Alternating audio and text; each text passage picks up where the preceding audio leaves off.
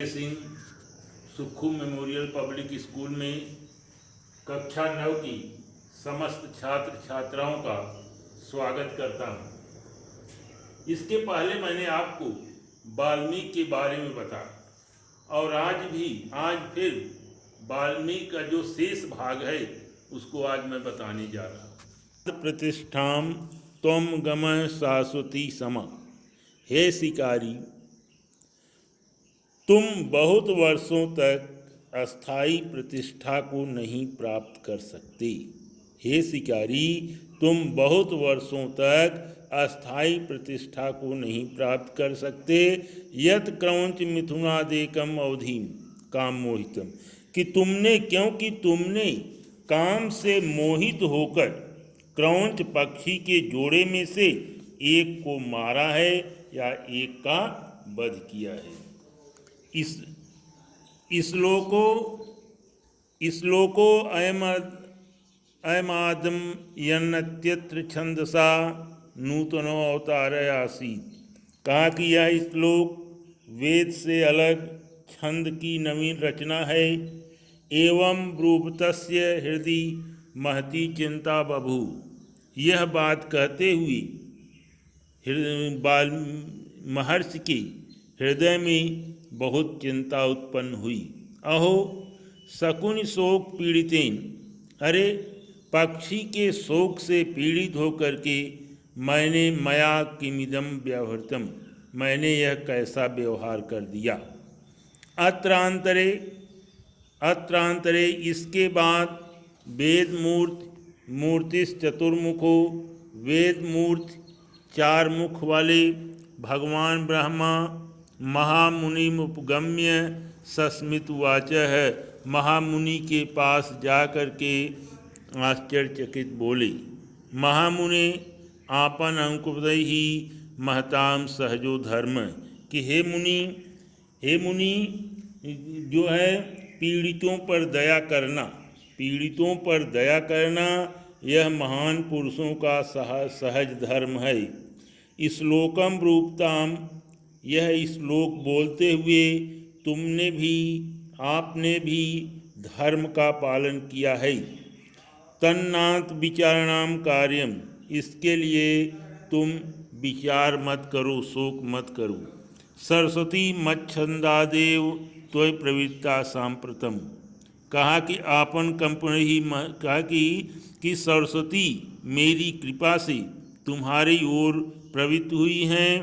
सांप्रतम यथा नारदा चित्रम, जैसा कि नारद ने तुम्हें बताया है।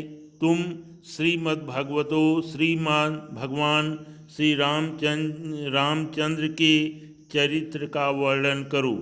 मत प्रसादात, मेरी कृपा से निखिलम च रामचरितम तव विदितम भविष्यति, मेरी कृपा से संपूर्ण रामचरित तुम्हें ज्ञान होगा।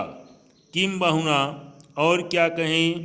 यावद महीतले, इस पृथ्वी पर गिर सरिता समुद्रा, इस पृथ्वी पर जब तक पर्वत रहेंगे, नदियाँ रहेंगी, समुद्र रहेंगे, तावत लोके, तब तक इस संसार में रामायण कथाम प्रचलितत्वादिश्य, रामायण की कथा प्रचलित होगी। रामायणाख्याम आदि महाकाव्यम रचयमास, इस प्रकार से नहीं, कहा कि भगवान योनिर्निहितो भवति, भगवान चारों तरफ व्याप्त रहेंगे। ततो योग बलेन, तब योग के बल से नारदोक्तम, नारद के द्वारा कही गई समग्रम संपूर्ण रामचरितमानस को गंगा और तमसा नदी के किनारे सप्तकांडात्मकम 7 कांडों वाली रामायण आदि महाकाव्य की रचना की। तदनंतरम मुनि, उसके बाद मुनि विचरमार्थम, विश्राम करने के लिए 2 अपराश्रमो अभूताम, 2 आश्रमों की स्थापना की। एक चित्रकूट में और दूसरा जो है कानपुर मंडला अंतर्गत है। कानपुर मंडल के अंतर्गत ब्रह्मावर्तांत ब्रह्मावर्ती आधुनिक बिठूर नामे स्थाने आधुनिक बिठूर नामक स्थान पर है। अत्रैव यहीं पर लवकुशयो जनुरभूत लवकुश का जन्म हुआ था। एवं आदिक वीर्यसा इस प्रकार से उनके जो है उनके यश आदि कवि का यश प्रसिद्ध इस संसार में महामुनि ब्रह्मर्षि आदि कवि के रूप में प्रसिद्ध हुए। अथ कदाचित सह ब्रह्मर्षि अथ कदाचित सह ब्रह्मर्षि इसको एक बार आप फिर देख लें। अथ कदाचित सह ब्रह्मर्षि इसके बाद किसी समय वह ब्रह्मर्षि नारदाद भगवतो रामस्य नारद के द्वारा भगवान राम के लोक कल्याणकरम वृत्तम सुश्राव लोक कल्याणकारी घटना को सुनाया। तदा प्रभृत्येव रामचरितम काव्यबद्धम कर्तुम आकांक्षे अस्म तभी से वे राम के चरित्र को काव्यबद्ध करने की इच्छा की। अथ एकदा अथ धन एकदा एक बार महर्षि मध्यांजनी के समय मध्यांग के समय प्रयाग मंडल के अंतर्गत तमसा नदी के किनारे गए। तन वनश्रियम निरीक्षमाणो वहाँ वन की शोभा को देखते हुए महामुनि स्वच्छंदम विचरंतम स्वच्छंद विचरण करते हुए क्रौंच मिथुनमेकम अस्यत क्रौंच पक्षी को काम की क्रीड़ा करते हुए देखा।